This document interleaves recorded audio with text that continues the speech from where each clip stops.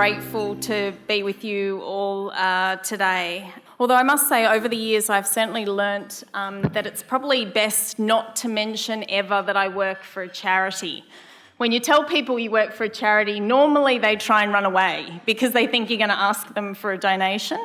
Or sometimes in Catholic settings, the response is kind of interesting.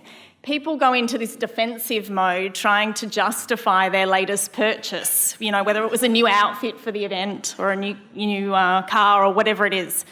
I think that's the old Catholic guilt coming through. So I'm going to start today, just so you do listen to what I've had to say, by saying I'm not going to ask you for any money today. So you can be assured of that. And I'll try really hard not to make you feel guilty about your latest purchase. Instead today, what I hope to do is to share a little bit about the wonderful joy that seeps out of the work that I have the privilege of doing in some of the poorest parts of our world. I think first it's good just to explain a little bit about who I am and how I came to be here. Probably like many people in the room today, as a little kid I used to put my money into that Project Compassion box. I used to hear the stories of Project Compassion. And I went through high school during the 90s when famine was ripping through Africa. For those of us of a certain age in the room will remember the front pages of the newspapers that had pictures of starving and emancipated people in Africa. And I think at the time, it left quite an imprint on my young mind, an imprint that stuck with me during my years at university. And I think really sparked in me a passion for justice. In my early 20s, I got my first job at Caritas. And I was pretty proud of myself, I must admit. I was thinking, I'm ready to save the world, everything's fine. This is my time to shine. And so Caritas sent me up to Timor-Leste. And it's really interesting because I've now been to Timor maybe 20 or 30 times. But still in my mind, I can still remember that first moment of stepping off the plane in Dili. I remember the heat, the humidity, as I did that. And I got shuffled onto a helicopter. I was being sent to Akusi, which is an enclave in West Timor. And as the helicopter lifted off the ground, I remember just looking out of the window, and as far as I could see, everything was on fire. Everything. When the Indonesians left Timor, 80% of the country's infrastructure was destroyed, and hundreds of thousands of people were killed. And I remember here I'm in my early 20s. I'm looking out the window and I'm thinking a few things. My first thought was, I feel like I'm in the right place. I feel like this is where I'm meant to be. My second thought was, I am woefully unprepared for whatever's going to happen when I get off that helicopter, and that perhaps the university system hadn't prepared me for this moment. And then my third point, somewhat unrelated but still rather interesting, was when I'd hopped on the helicopter, I was wondering why everyone was looking at me, and I was trying to act all cool. I hadn't been on a helicopter before, so I was trying to act, all relaxed. And my third reflection was I had this sudden realisation as to why people were looking at me, because I had chosen to wear pink. And everybody else was in kind of muted camouflage type clothes. And I had that moment of going, oh, yep, I look like the newbie. That's really clear. I guess for me, you fast forward a few decades and you fast forward some amazing experiences that I've had all over the world. War zones, internally displaced people's camps throughout Africa, the response to the Asian tsunami, going into countries after earthquakes. And then suddenly I was appointed in 2019 as the CEO of Caritas Australia. And kind of felt a bit like my life had come full circle from being that kid putting my money in the Project Compassion box. But I think what's really interesting in the 50 or so years of Caritas Australia's history, Caritas had always been led by a man. And so when my appointment was made, there was a lot of interest in the fact that I was a woman. And in fact, in the ceremony that takes place when you become the CEO of Caritas, traditionally they would send one bishop. For me, they sent 3. And I think the joke at the time was a woman might need some extra blessing. But it was really interesting to see the responses. You know, there was a huge number of people that were lovely. And then I still have a text message on my phone from somebody who sent a message saying, "Congratulations, Kirsty, there are a lot of men who can help you in this role." I was like, thanks, yeah, very helpful. And then our social media got filled with people making comments, some of them lovely and some of them absolutely shocking. You know, my son was going to grow up a terrible person because his mother would be away working, or we had a huge number of comments that were essentially, I had been appointed the CEO because it was fashionable to have a woman as a CEO and it might look better on fundraising material. So all these obscure and terrible comments came through. And in my mind, I was thinking, you know what, if this is what I'm experiencing in Australia, imagine what it's like for the women that we work for overseas who are trying to stand up in their community and say, it's okay for a girl to have an education. It's okay for women to earn a living or to own property. And so I decided, you know, instead of being sort of angry or depressed about that sort of reaction, that I would use that as an opportunity to inspire people, or to at least remind them that poverty does have a woman's face.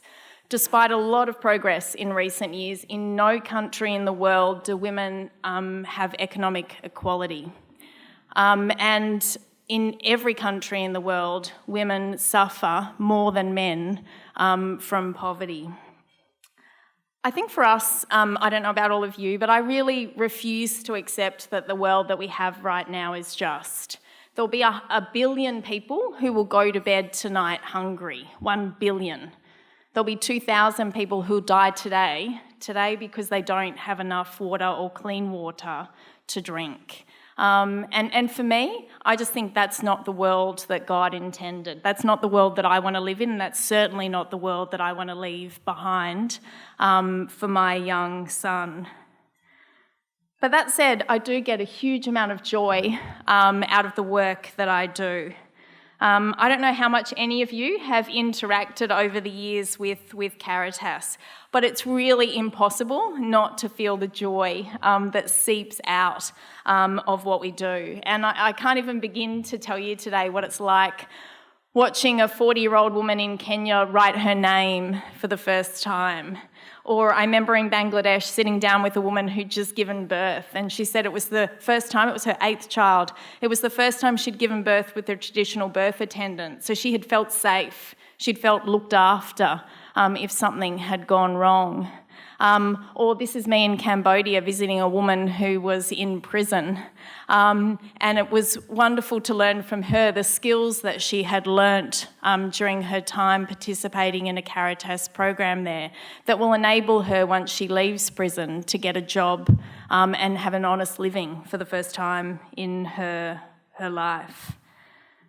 I would just say that I've had the privilege of meeting some pretty amazing people during my life, from people like Mother Teresa, the Dalai Lama, but actually for me, it's been the ordinary people that I've met that have been the biggest influence on my life.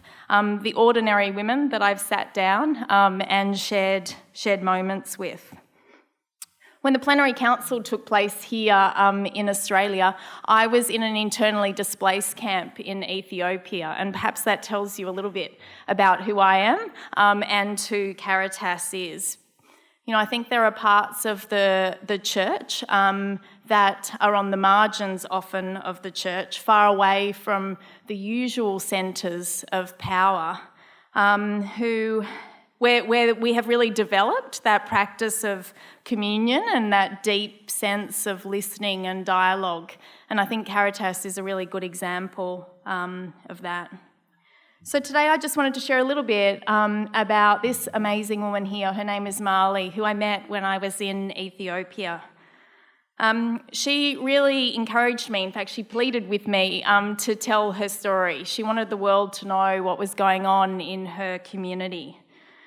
She lives in a village in Ethiopia that was about 18 kilometres from a road. So you would go down a dry sort of riverbed, essentially, was what we used to access the community.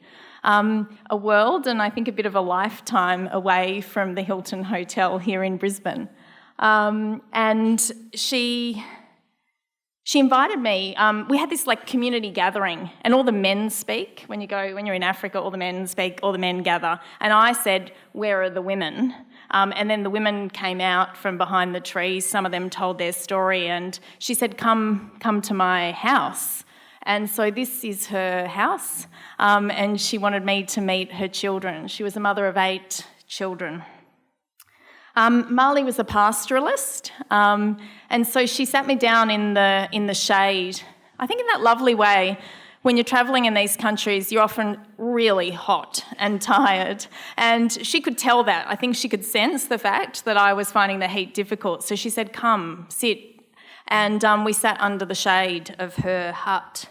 And there was this goat. Actually, I was sitting on a goat skin. I'm a vegetarian, so sitting on a goat skin was kind of awkward. But I was sitting on this goat skin, and this goat kept nudging me. And I think in a way that goat tells a little bit of a story, because for pastoralists, you would normally expect them to have 30 or 40 goats. That was her last goat. It was the 5th consecutive period of drought for her and her community. And so one by one, she'd had to kill off her goats to eat so that the family had something to eat. And when I met her, she had just returned from walking to get water. She used to walk about an hour to get water from a local water pump, but that had now run dry, and increasingly over that drought period, she'd having to walk further and further. When we met her, which was in the reasonably early hours, sort of mid-morning, she had just returned, and she'd left the evening before at sundown.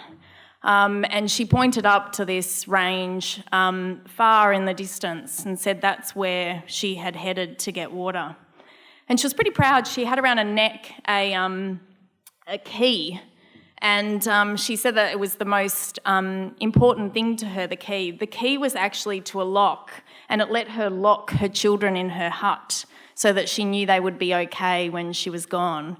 Her husband had married another woman in the community, so she was alone with her children.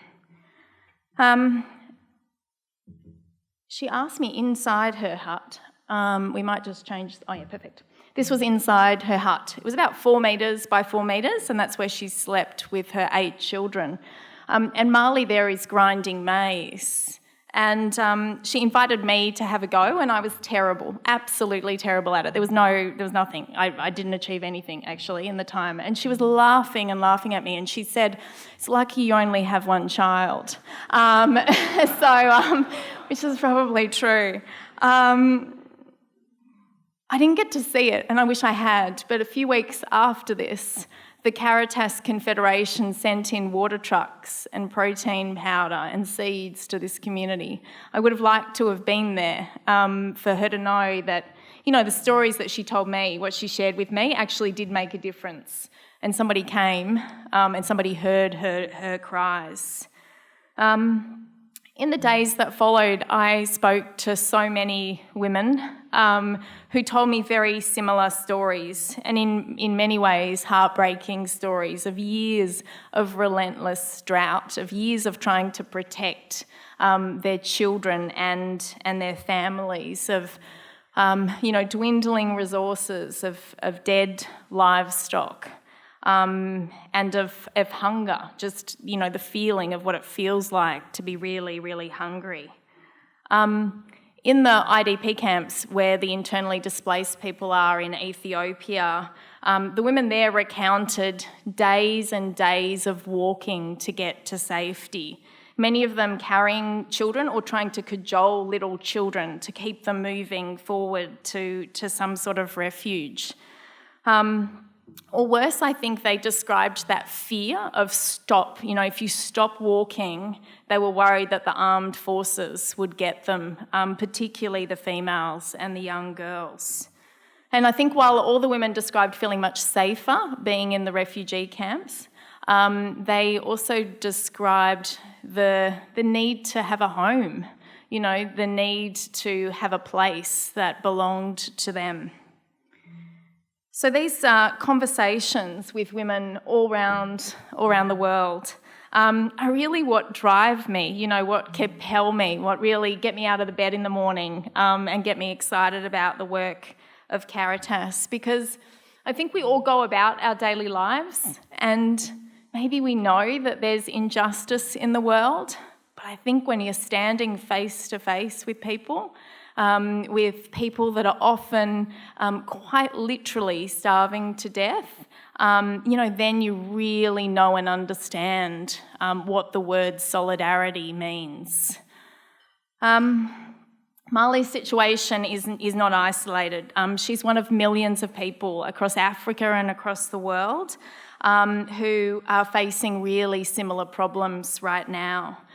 And as I said at the start, women do represent the majority of the world's poor, and globally they're much less likely than men to hold employment, to have an education, or to have any sort of resources that can help them be resilient during disasters.